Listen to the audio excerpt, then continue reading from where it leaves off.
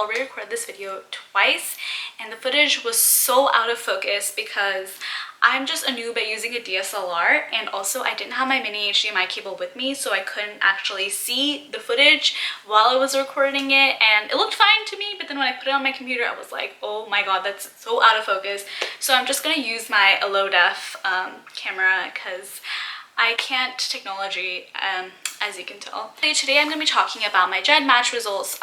GEDmatch is this website where you can basically put in your raw data and it gives you a lot of information based on that raw data on your ancestry and other stuff. What I did was, if you watched my last video, I used 23andMe. I'm South Asian and my family has not mixed around much.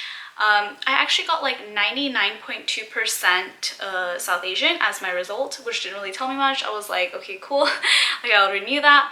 So what I did was I used the raw data from that, which they provide you with, and I submitted it onto this website, which has a lot more reference data. It can tell you way more about your ancestry.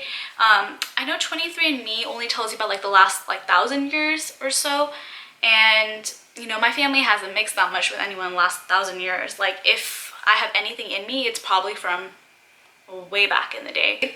First step is I just googled 23andMe raw data or whatever, ancestry.com raw data, Google whatever you have to do, and then you will download the file.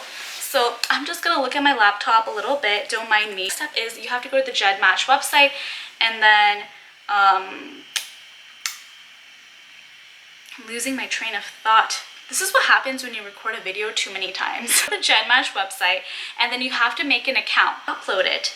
If you have 23andMe, you use 23andMe fast and easy. If you didn't, use the generic upload fast. And this process of uploading takes like 4 to 24 hours, I think that's what they said. And while your data is processing or whatever, there will be 2 asterisks next to your like ID number or like your kit number. And all you have to do is just like wait for those asterisks to disappear, keep checking back on the page, and then eventually they will disappear, and that means that it is done.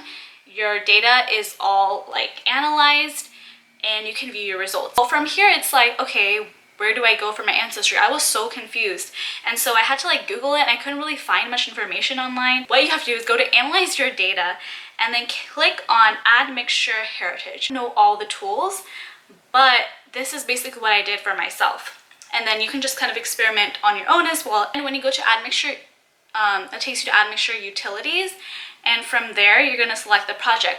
The project that I selected was Harappa World because I'd heard that was good for South Asians, and it had a lot of reference data for many different ethnic groups in South Asia. So I selected my project, and then I just chose add mixture proportions with link to Oracle because I didn't really know what else to choose. And then it asks for your kit number. Just put in your kit number, it's in the front page. After a few seconds of processing, you will get this, the Harappa World add mixture proportions. What I got was this pie chart and then all this information. I was like, what? This can't be true.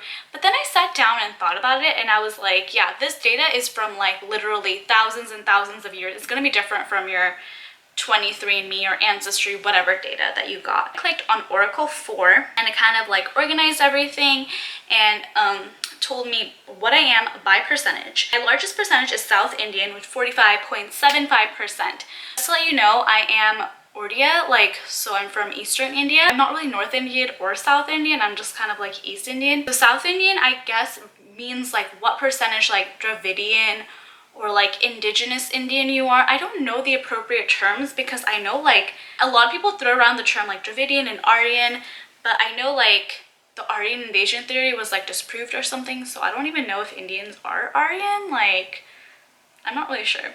And Baloch, 34.29%. I think this was a really weirdly named category because I think what it refers to is like how North Indian / Pakistani / Afghan you are. They kind of like generalize that entire group into Baloch. Baloch is like a region in like Pakistan and Afghanistan, I think.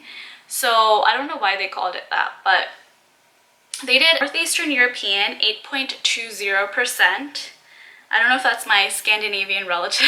And then Caucasian, 4.53%. I'm assuming that's like the Caucasus region, so like in between Europe and Asia. Oh, no, yeah, Europe and Asia. And then Southeast Asian, 2.52%. Mediterranean, 2.04%. And then Siberian, 1.39%. I was really surprised that I don't have any African in me, but I guess it is what it is. When you scroll down, you get some more information. Like, they do these approximations based on specific ethnic groups using the one population approximation. So basically, that's like if they were going to guess you were one group purely, which group would it be based on like your DNA? And I got Karnataka Brahmin, which I don't think is true. Like, I might be mixed with Karnataka Brahmin, but I'm definitely not solely Karnataka Brahmin. Like, that's just very, very unlikely. Using two populations approximation, they guess 50% Bengali and 50% Brahmin Uttar Pradesh, which is actually not a bad guess. Like, I know that my ancestors actually came from Uttar Pradesh, like maybe 1,000 years ago, and I'm also Brahmin. And then Bengal is close to Orissa. The number next to it is basically like the smaller the number, the more close it is to your DNA. Using the three populations approximation, Brahmin Uttar Pradesh, 50% Brahmin Uttar Pradesh, 25% Meena, which I think is like a tribe in Rajasthan and Madhya Pradesh. That's what I read online.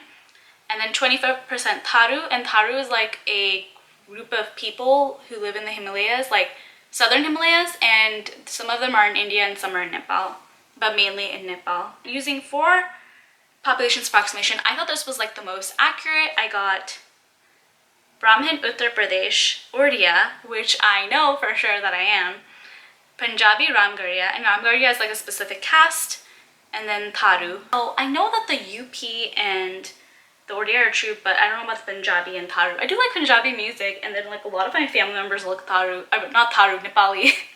So maybe. A cool thing you can also do is go to the spreadsheet, which will look at averages for reference data. It looks like this, and basically I looked up Odia. It was close to like the averages for Odia, but the one big difference was that the average for Odia person was to be 0% Caucasian, whereas I was like 4 point something. So that was kind of interesting. Like, maybe that's from my Scandinavian relatives. There's other tools that you can do. Like, there's one that tells you how closely related your parents are and like kind of estimates that. There was this other tool that guesses your eye color. And I don't know, it's just an interesting, more specific tool. Like, it's a lot better for South Asians to use this, and it's going to give you more insight. Just South Asians, if you're part of any like ethnic minority, this tool is good for people who were not satisfied with their ancestry results and just didn't get that much out of it. Like, some people, they were like, oh my god, my shocking results, I didn't know that I was like this and this, whereas I was like, okay, I like have trace values in just South Asian. So I would definitely try it out. And yeah, thank you so much for watching, you guys. Hopefully this is the last time I have to record this video. And yeah, please subscribe to my channel and like my video if you enjoyed it. And yeah, I'll see you next time. Bye.